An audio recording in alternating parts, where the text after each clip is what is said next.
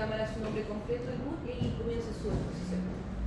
Bien, muchas gracias. Soy Pablo Raceto Barri, RUT 14.100.000. Vengo a hablar de los mecanismos de democracia directa en la nueva Constitución y a proponer, en base a nuestra agrupación vinculante, algunas sugerencias para el articulado, en base al modelo suizo de democracia directa. Como antecedente, digamos, dos puntos básicos. Uno, de que hay un conflicto social latente en Chile y en muchos otros países. Y en particular en Chile tenemos una tradición fuerte en democracia, tenemos una historia democrática particularmente robusta. Y esos dos elementos, el conflicto social y nuestra tradición democrática, creo que son dos puntos claves para favorecer incluir mecanismos robustos de democracia directa en la nueva Constitución. Respecto al conflicto social, es fundamental pensar en cómo ocurre el proceso de los conflictos sociales, que cuando la ciudadanía se encuentra en un conflicto con el Estado, lo que ocurre es que la ciudadanía, la única forma que tiene de manifestar su digamos, discrepancia con el Estado es mediante manifestaciones y protestas callejeras, lo cual lleva finalmente a violencia, muertes, represión, altos costos económicos y sociales. Y si bien esto genera un cambio social habitualmente, además de tener un alto costo, retroalimenta el conflicto y las manifestaciones y las protestas. Entonces, en cambio, cuando existen mecanismos de democracia directa robustos, la ciudadanía tiene la posibilidad de, en vez de salir a la calle, tiene la posibilidad de juntar firmas. Y cuando se juntan firmas, se llevan a referéndum y finalmente surge un cambio social, pero el cambio social ocurre de forma que canaliza la demanda social de forma institucional y pacífica. Entonces, lo que nosotros proponemos y queremos proponer aquí es que se tome más fuertemente el diseño suizo como ejemplo para el articulado de la propuesta constitucional. ¿Por qué el diseño suizo? Bueno, porque en Suiza ya más de 150 años de democracia directa, son por lejos el país que tiene una tradición más potente y larga respecto a esto. La democracia directa, a su vez, la democracia directa moderna, digamos, no basada en las asambleas, sino en la junta de firmas y en los referéndums, tiene también más de 100 años de estudios académicos sobre esto, y parece claro y considerado dentro de la academia que Suiza es el patrón de oro de la democracia directa. Entonces, respecto a la forma en que se trata el veto y la derogación de leyes, resulta que en Suiza se dan 100 días, ¿ya?, para comenzar la redacción, para recolectar firmas desde que se aprueba la ley en el Congreso. Y el número de firmas mínimo corresponde a un 0,9% del padrón electoral. Y, tercer punto, en caso de que se obtengan las firmas, la ley no se promulga, ya no se publica en el diario oficial, y su confirmación o veto se dirime en referéndum. Entonces, ¿qué propuesta tenemos respecto al diseño actual que tiene particularmente el artículo 48 del articulado realizado por los expertos? El articulado habla de un 3% de firmas, digamos, de apoyo respecto al último padrón electoral, habla de la derogación de las leyes y, por lo mismo, establece una cierta cantidad de tiempo para la recolección de firmas desde que la ley es publicada, ¿ya? Es decir, es promulgada.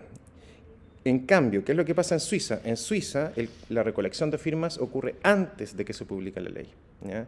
Desde que se aprueba la ley en el Congreso, se esperan 100 días para publicarla o promulgarla en el diario oficial, ¿ya? Y ese es el periodo de recolección de firmas. ¿Por qué? Porque la derogación de leyes ya promulgadas genera incertidumbre jurídica, ¿ya? Si es que se aprueba una ley y resulta que hay que esperar tiempo en que podrían recolectarse firmas, ¿ya?, genera una desconfianza respecto a que la ley efectivamente se pueda cumplir. Y además implica altos costos prácticos, porque implicaría revertir procesos legales que ya se inician. ¿Qué pasa entonces? Que en Suiza se habla de veto de leyes más que derogación de leyes, porque en el veto de leyes solo se requiere 100 días, en el caso suizo, entre la aprobación de la ley hasta la promulgación de la ley, no generando incerteza jurídica. ¿Por qué? Bueno, porque una vez que, si es que no se cumplen las juntas de firmas, bueno, si se cumple la junta de firmas no se promulga la ley, y si se juntan las firmas, y si no se juntan, el día hábil 101 se publica la ley, y de ahí en adelante se acaba la incerteza jurídica. ¿Qué pasa con la necesidad de esperar tiempo entre que se aprueba la ley hasta que se promulga? Esperar 100 días, uno dice, pucha, hay que esperar 3 meses desde que se aprueban las leyes en el Congreso hasta que se publican en el Diario Oficial. Y resulta que hay algunas leyes que son urgentes, que tal vez no pueden esperar 3 meses. Bueno, en ese caso las leyes pueden ser promulgadas inmediatamente, una vez aprobadas en el Congreso, cuando hay mayoría cualificada, típicamente 2/3, y si se presentan las firmas necesarias dentro del plazo de los 100 días, la ley debe ser plebiscitada dentro de 1 año desde su aprobación. ¿Ya? Por lo tanto, para las leyes urgentes hay una forma específica de resolver el problema. ¿Qué otras diferencias con el diseño suizo? ¿Ya? El diseño suizo, en segundo lugar, no exige que haya que recolectar firmas antes de la presentación de la iniciativa de veto en el servicio electoral. ¿Por qué? Bueno, porque una iniciativa que no ha sido ingresada oficialmente es muy difícil, si no imposible, que logre respaldo ciudadano. O sea, una moción que ni siquiera tiene estatus formal en un registro electoral. Además, bueno, y por lo tanto hay un solo periodo de recolección de firmas, contrario a cómo está el articulado en la actualidad, que comienza cuando se admite la iniciativa en el servicio electoral y que termina cuando se cumplen los 100 días desde aprobada la ley. Tercer diferencia con el sistema suizo, en el sistema suizo no hay un número máximo de firmas de apoyo a una iniciativa ciudadana. Parece poco sentido exigir que una iniciativa no tenga demasiado apoyo, ¿cierto? Mientras más apoyo tiene una iniciativa, más legitimidad tiene. Otra diferencia importante es que en Suiza el número de firmas requeridas para iniciativas de veto no supera el 1% del padrón electoral. ¿Por qué? ¿Ya? Porque cuando el número es demasiado alto de firmas, el sistema se vuelve inviable para ser usado por parte de la ciudadanía. Pensemos que el 1% del padrón electoral en Chile corresponde a 150.000 personas. O sea, 150.000 firmas se tendrían que lograr en 100 días o en 60, como en la actualidad se tiene, digamos, el articulado, y se está exigiendo 3% del padrón electoral, es decir, se están exigiendo 400.000 firmas. Resulta que si comparamos 400.000 firmas con la realidad chilena, pensemos que en el proceso constitucional anterior, con Mi Plata No, que fue la iniciativa con más firmas y en un momento de mucho interés social por el tema, se lograron 47.000, o sea, 57.000 firmas en casi 3 meses. 47.000 es la más votada, ¿ya? La más firmada, perdón. Entonces, exigir 450.000 versus, considerando que lo que más se logró fueron 57.000, evidentemente haría que esto simplemente no sea posible de usar. Y si comparamos con otros parámetros, por ejemplo, para validar un partido político se requieren 18.000 firmas y se da 1 año de plazo. ¿Ya? 18.000 versus 450.000 para una iniciativa. Y para un candidato a presidente se requieren 35.000 firmas en 9 meses. ¿Ya? Por lo tanto, pedir más de un 1% de firmas respecto al padrón electoral, sobre todo para un periodo tan corto de tiempo, 60 días o 100 días idealmente, es muy bajo. Por lo tanto, bueno, voy a mandar el texto adjunto a esto, pero esencialmente en el artículo 48 estamos proponiendo lo siguiente: un grupo de personas habilitadas para sufragar, equivalente al 1% del último padrón electoral, podrá presentar ante el Servicio Electoral una iniciativa de veto de proyecto de ley. ¿Ya? Actualmente dice derogación total o parcial de ley.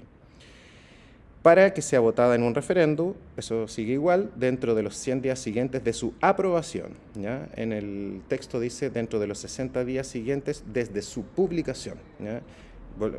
Recuerdo entonces este punto, si es que se empieza desde que ya se publicó la ley, entonces genera incertidumbre jurídica porque la ley ya está publicada y está generando incertidumbre respecto a su aplicabilidad. En cambio, el veto hace que ese plazo de la recolección de firmas ocurra antes de que se promulgue la ley. Y por último, las leyes que urgentes, digamos, pueden ser promulgadas inmediatamente y con esta salvedad de que si se reúnen las firmas, bueno, igual se tiene que someter a plebiscito dentro de un año. Eso respecto al artículo 48. Respecto al artículo 47, que tiene que ver con las iniciativas de norma, ¿ya? No de veto o de derogación, se habla en el articulado actual de un 4%, muy alto, estamos hablando de 600.000 firmas, ¿ya? Recuerdo que 600.000, muchísimo más que 57.000, que es lo que más se lograba en Chile hasta ahora. Y sobre todo importante que cuando se juntan las firmas va al Congreso a ser tramitado legislativamente, es decir, no va directamente a referéndum. En Suiza, sí que se juntan las firmas, va directamente a referéndum. ¿Y por qué esto? Porque el objetivo de canalizar las demandas ciudadanas se revierte si el esfuerzo de recolección ciudadano solo lleva a la tramitación al Congreso. Si no se lleva a referendo, porque el Congreso decide no llevarlo a referendo, el conflicto escala en vez de canalizarse democráticamente. Es decir, se genera el efecto contrario al deseado en democracia directa. Segundo lugar, en Suiza se permiten 18 meses de recolección. ¿Por qué? Porque, bueno, los 100 días, que es corto para un veto, se hace porque, bueno, no se puede esperar mucho para promulgar una ley, pero como estas son iniciativas nuevas, se puede perfectamente esperar 1 año y medio, como en el caso de Suiza. En Suiza se tiene menos de 2% del padrón electoral para las iniciativas y, punto fundamental, en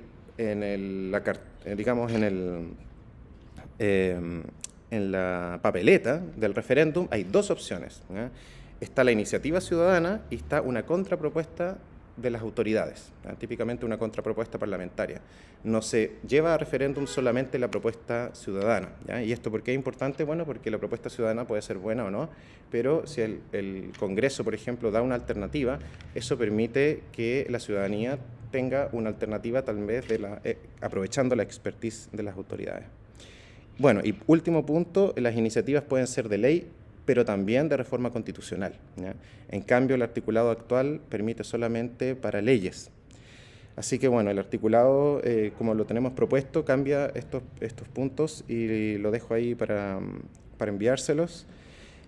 Último punto es el referéndum obligatorio, ¿ya? En más de 10 países, Australia, Dinamarca, Irlanda, Japón, Panamá, Perú, etcétera, Taiwán, Uruguay, Suiza, obviamente, cualquier cambio de la Constitución debe llevar a referéndum obligatorio, es decir, el Congreso no puede cambiar la Constitución si no pasa ese cambio constitucional por un referéndum. ¿Y cuál es el punto, particularmente en este caso de Chile? ¿Qué sentido tiene aprobar una Constitución por mayoría de votos en un plebiscito nacional si después el Parlamento podrá cambiarla libremente sin volver a consultarle a la ciudadanía, ¿ya? Por eso nosotros proponemos que haya un artículo que diga explícitamente que todo cambio a la Constitución debe ser aprobado por plebiscito nacional. Están aquí las referencias que dejo de todo lo que he hablado hasta ahora y otros elementos. Solamente comento, digamos, la importancia de que el trabajo que hemos hecho estos años en torno a la democracia directa cuenta con el apoyo y la revisión de Andreas Gross, que es el máximo exponente y experto en democracia directa del mundo. Él lleva 30 años enseñando democracia directa en perspectiva comparada global en universidades alemanas, fue miembro del Parlamento suizo por 24 años, fue miembro de la comisión que elaboró la completa revisión de la Constitución suiza por 15 años y fue autor, figura clave de 4 iniciativas populares en Suiza y fue miembro líder del Consejo Constitucional de Zúrich, que escribió una nueva constitución cantonal en Zúrich. Y él ha estado detrás de todo el trabajo de nosotros y si la Convención Constitucional quisiera el Consejo Constitucional quisiera hablar con él, podemos ponerlos en contacto. Él es uno de los, bueno, como les digo, máximo experto en este tema y de alguna manera respalda las cosas que he dicho hasta ahora. Eso. Muchas gracias. Muchísimas gracias a ti, Pablo. Gracias por participar del proceso.